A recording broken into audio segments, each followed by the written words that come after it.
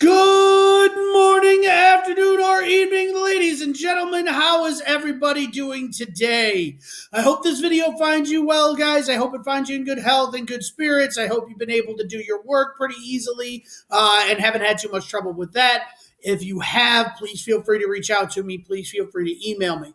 The other thing you can do, guys, during my office hours today, I will be having a Google Meet that you guys can hop in and ask me any questions you have and then hop out, or hop in to say hi and hang out for a little bit, or whatever the case may be. I will post a reminder on Google Classroom, or I have posted a reminder depending on when you're watching this video. And I also was able to post the link, or will post the link to Google Classroom for you, depending on when you're watching this video. So keep an eye out for that.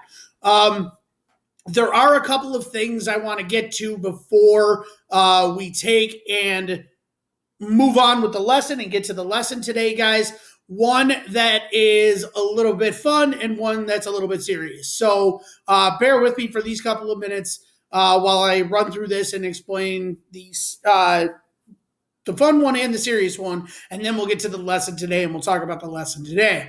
So the not so serious one is, I am very sorry, and I'm kind of kicking myself, that on May 4th, I did not say or end the video with "May the 4th be with you." It was a huge lapse of memory on my part.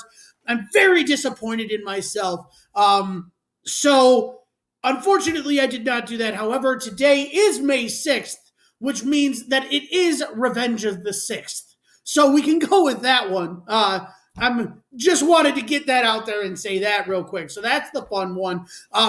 The slightly more serious one, guys, is I'm very, very sorry that I did not acknowledge this in my Monday lesson. I should have, but I was in a really good mood because I had managed to get some of you to take and make up some of the work that you had missed. I saw a lot of you go from doing not so well in social studies to doing really well in social studies. So that put me in a really good mood, and I forgot to bring this up and mention this, and I am really sorry. I should have acknowledged this in the first place. Last week, Friday, if you had not seen it, the governor did announce that we will not be going back to school. We will be doing remote learning, and we will be continuing remote learning for the rest of the year. I am very disappointed in that because I am going to really miss you guys, and I am going to miss being able to interact with you and joke with you and stuff like that. We do get those opportunities to do that in Google Meets and everything like that, but you definitely can't beat being in the classroom, seeing you guys in the hallways, getting to joke with you guys and stuff like that. So that is something that I am going to miss. The silver lining I do take out of it is that you guys will still be in the building next year. And although I won't get to see you guys as much, I will still get to see you guys, and I will still get to joke with you if you find yourselves walking down the 7th grade hallway or what have you. So I at least take solace in knowing that, but I am bummed out that we're not going to be able to take and spend the rest of the year in the classroom and spend the rest of the year learning in the classroom. So I wanted to make sure I acknowledge that, and also to piggyback off of it, there is something I'm going to ask you guys. Now, I don't normally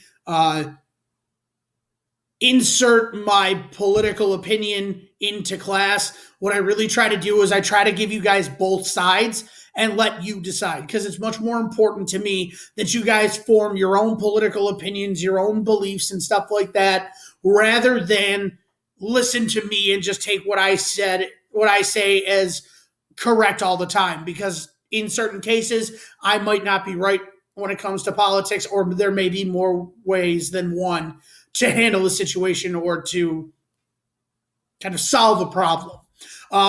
But we have a problem thanks to the coronavirus and thanks to the stay-at-home orders and stuff like that. New York State, as well as many other states across the country, are suffering because everybody is staying home and not going out and going to restaurants and stuff like that. If you guys remember, I told you that the government gets its money and stuff like that from the taxes that people pay. That's how they pay for the salaries of state police officers, the salaries of border patrol officers. That's how they pay for school buildings and teachers. That's how they pay for many other government positions and stuff like that. Well, with everything shut down, the government cannot collect as much in taxes as it was able to when everybody was out and going to restaurants and people were working and stuff like that. So, New York State, among many other states, is kind of suffering in their budget. The money that they have or that they thought they were going to have is hurting a little bit. And what that means is that many organizations, many parts of government, including schools, are not going to get as much money as they might have thought they would have from the state because the state isn't getting the money that it thought it was going to get from taxes. Now, there is a way that the state governments could get that money. The federal government could pass a relief package like they have for small businesses and stuff like that. They could do that for state governments. That would help a whole lot, and that would help state governments and stuff like that with that shortage. Now, like I said, that shortage is going to hurt state police officers, state police all over the state. It's going to hurt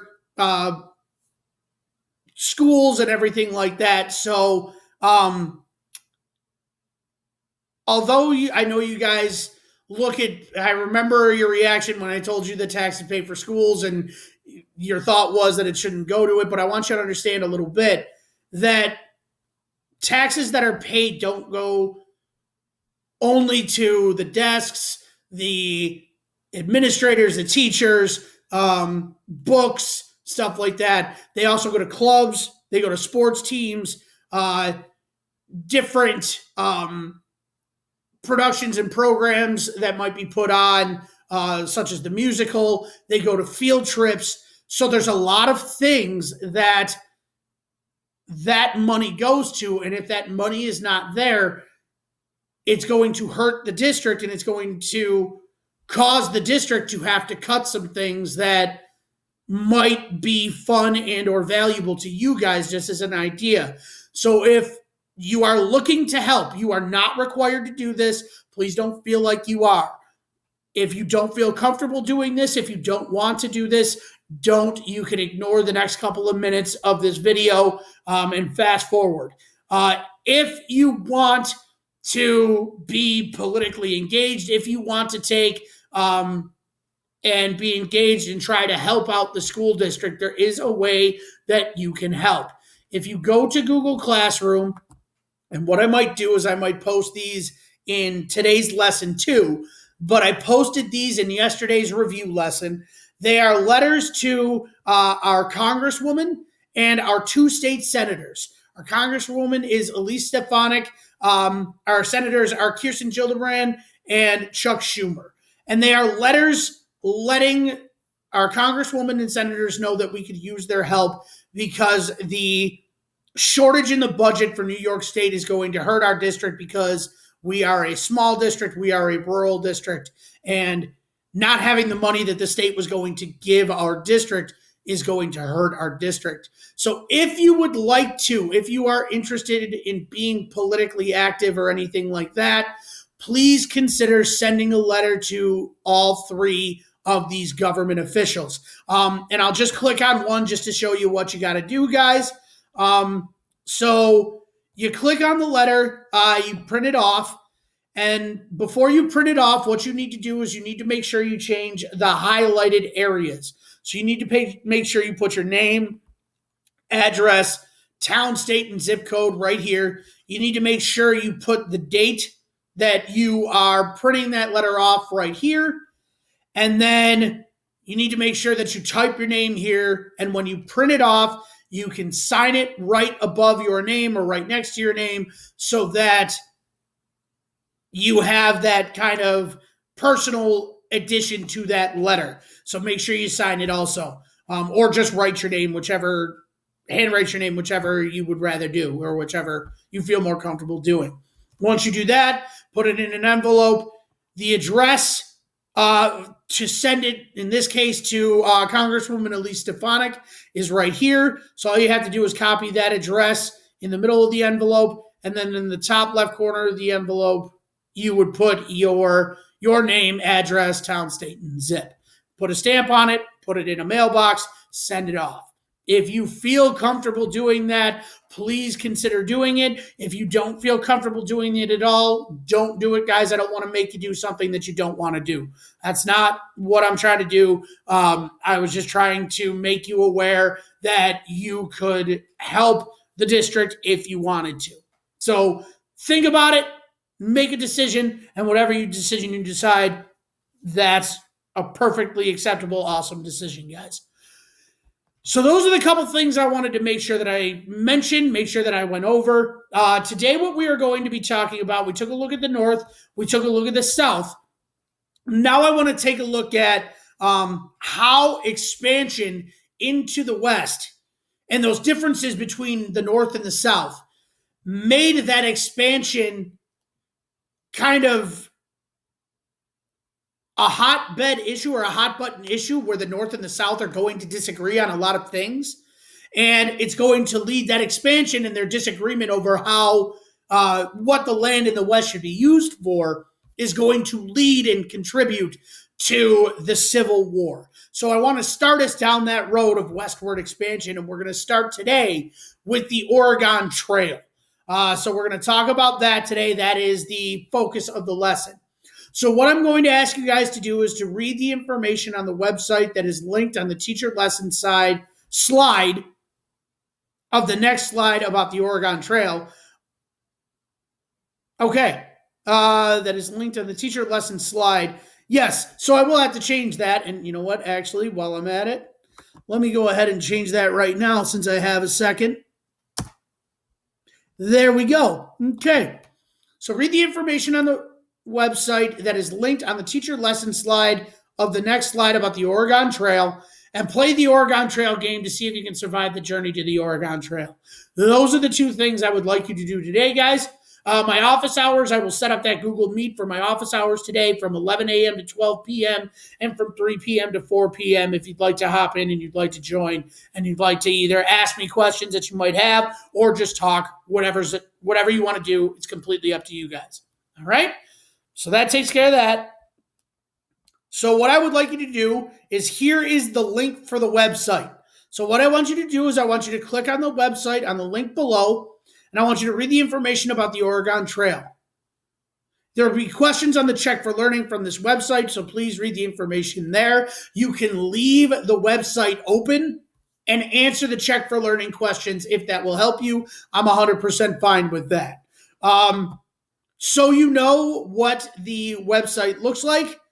If it will load, it's a little bit slower. There we go. So this is the website. It tells you a whole lot about the Oregon Trail. It gives you a whole lot of information about some of the dangers, what they used to travel, what the route was, all of that. So please make sure you read this website. It will give you a lot of information about the Oregon Trail. So once you have read that website, you may go to the next slide. What I might suggest to you guys is I might suggest that you skip the game for this moment and go to the Check for Learning instead. Do the Check for Learning, get that done so you have it done and out of the way. And then once you are done with the Check for Learning, you can go back and play the Oregon Trail game. Now, what I'm going to do, I'm going to go ahead and I'm going to click on the link for you guys. It is going to take a second for it to load, I think. But what I want to do is I want to show you exactly what this is going to look like so you see what the game is going to look like. So once you hit start, you can use your keyboard up at the top. You're going to punch in the numbers and you're going to hit enter to advance and to move on and advance your way through the game. You can play this as many times as you want to play.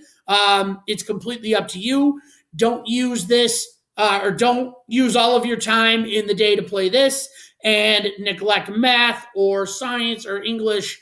Make sure you're doing what you're supposed to do, guys. But once you are done, if you want to play this Oregon Trail game, you can play it as many times as you want, guys. You will have access to it as much as you want if you want to go ahead and play it. It's pretty fun. It's pretty entertaining. So you should have a good time playing it. The goal is to survive all the way to the Oregon Territory and make your way to the Oregon Trail or along the Oregon Trail. And it will give you kind of an idea of what the challenges were traveling the Oregon Trail and stuff like that. So it is a really fun game. I do suggest you play it. It'll give you an idea of what it was like. But make sure you have read the information on that website and you have done the check for learning before you play the game. I don't want you guys to get sucked in and then forget all the information you've learned from reading that website. So please make sure you do those couple of things. Okay? So the website and the game are your activities for today. There is no homework. There are no additional resources. One more time, just as a reminder, my office hours are from 11 a.m. to 12 p.m. and 3 p.m. to 4 p.m. today.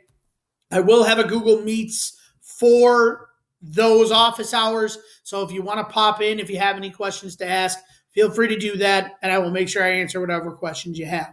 With that said, guys, I hope you have yourselves a fantastically great day. I hope to see you in that Google Meet during those office hours, but if I don't, have a great day. If you have any questions, reach out to me or email me, and I will see you guys tomorrow.